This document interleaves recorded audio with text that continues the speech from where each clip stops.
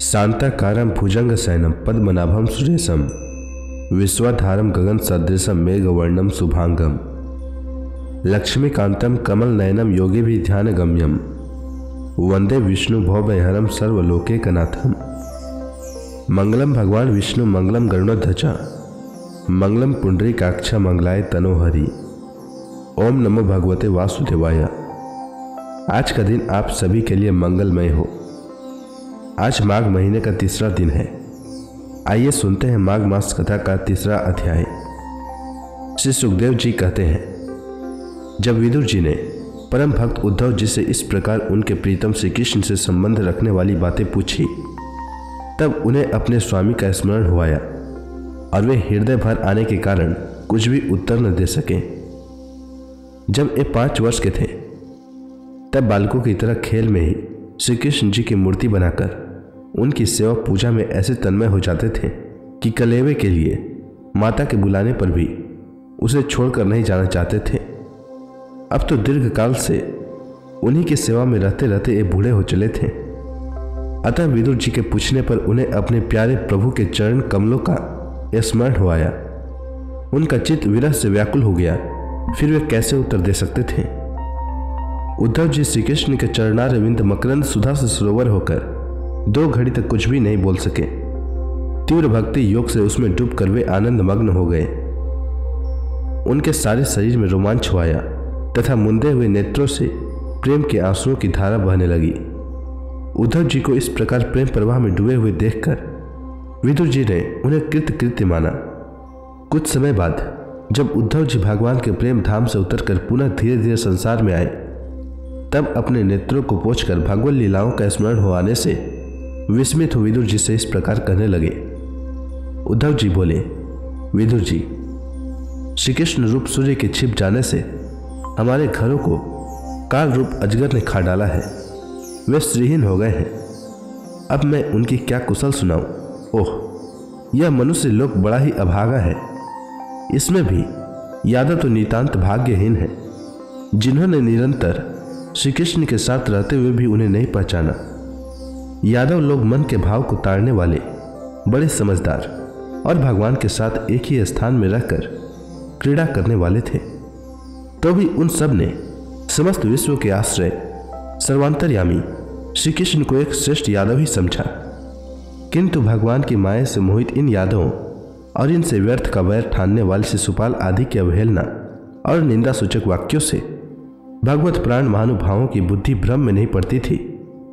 जिन्होंने कभी तप नहीं किया, उन लोगों को भी इतने दिनों तक दर्शन देकर अब उनकी दर्शन लालसाओं को तृप्त किए बिना ही वे भगवान श्री कृष्ण अपने त्रिभुवन मोहन श्री विग्रह को छिपाकर अंतर ध्यान हो गए हैं।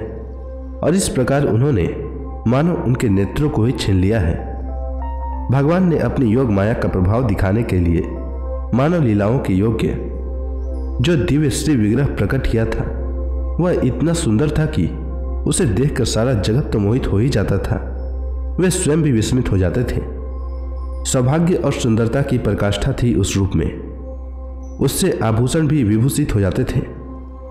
धर्मराज युधिष्ठिर के राजसूय यज्ञ में जब भगवान के उस नैनाभी राम रूप पर लोगों की दृष्टि पड़ी थी, तब त्रिलोकी ने यही माना था कि मानव सृष्टि की रचना में विधाता की जितनी चतुराई है, सब इसी रूप में पूरी हो गई है।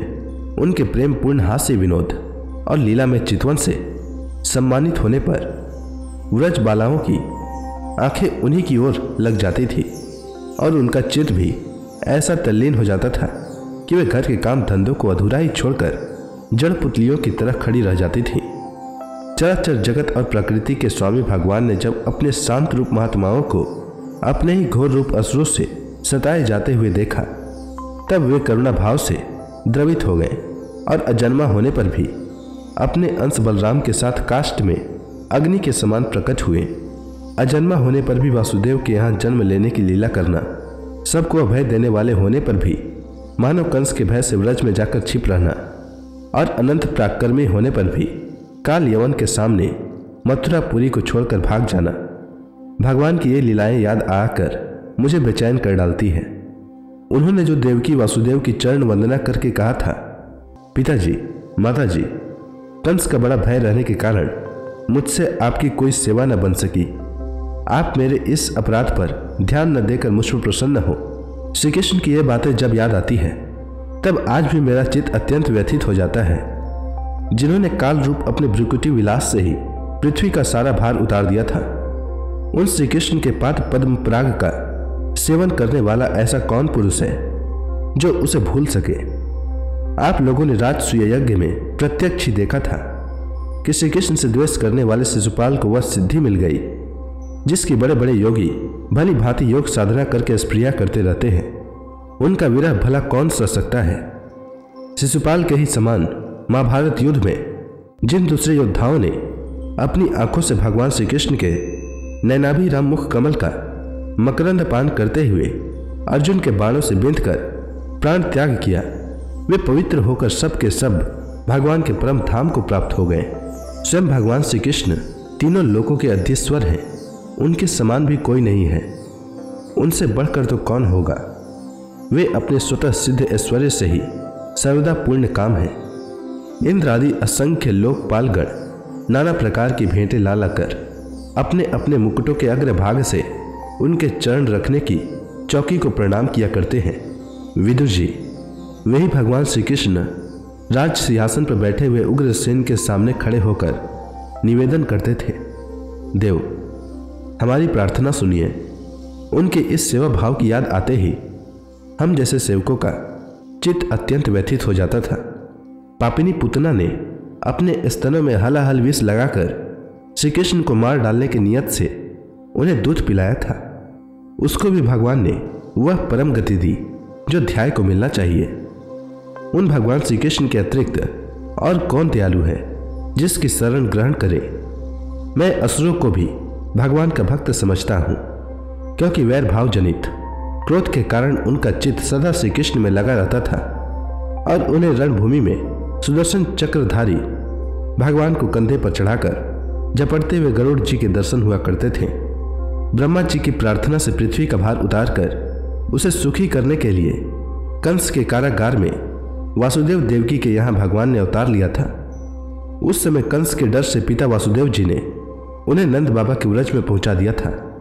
वहां वे बलराम जी के साथ 11 वर्ष तक इस प्रकार छिप कर रहे कि उनका प्रभाव व्रज के बाहर किसी पर प्रकट नहीं हुआ। यमुना के उपवन में जिसके हरे भरे वृक्षों पर कलरव करते हुए पक्षियों के झुंड रहते हैं, भगवान श्री कृष्ण ने बछड़ों को चराते हुए ग्वाल बालों की मंडली के साथ विहार किया था। वे व्रजवासियों की दृष्टि आकृष्ट करने के लिए अनेकों बाल लीला उन्हें दिखाते थे। कभी रोने से लगते, कभी हंसते और कभी सिंह शावक के समान मुग्ध दृष्टि से देखते।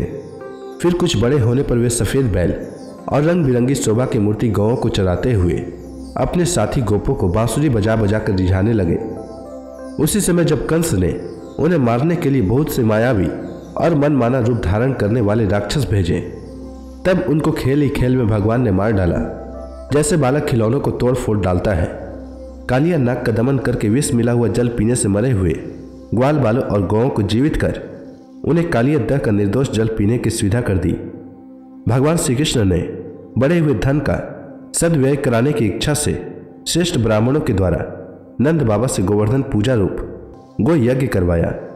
भद्र, इससे अपना मान भंग होने के कारण जब इंद्र ने क्रोधित होकर व्रज का विनाश करने के लिए मुसलधार जल बरसाना आरंभ किया, तब भगवान ने करुणावश खेल ही खेल में छत्ते के समान गोवर्धन पर्वत को उठा लिया और अत्यंत घबराए हुए व्रजवासियों की तथा उनके पशुओं की रक्षा की। संध्या के समय जब सारे वृंदावन में शरद के चंद्रमा की चांदनी छिटक जाती, तब श्री कृष्ण उनका सम्मान करते हुए मधुर गान करते और गोपियों के मंडली की शोभा बढ़ाते हुए उनके साथ रास विहार करते। तो इसी के साथ यह अध्याय समाप्त हुआ। इसके आगे की कथा मैं कल के अध्याय में सुनाऊंगा। तब तक के लिए भगवान हरि का नाम लेते रहें। तो प्रेम से बोलिए भगवान विष्णु की जय, श्री कृष्ण भगवान की जय, लक्ष्मी माता की जय, तुलसी माता की जय, समस्त देवी देवताओं की जय।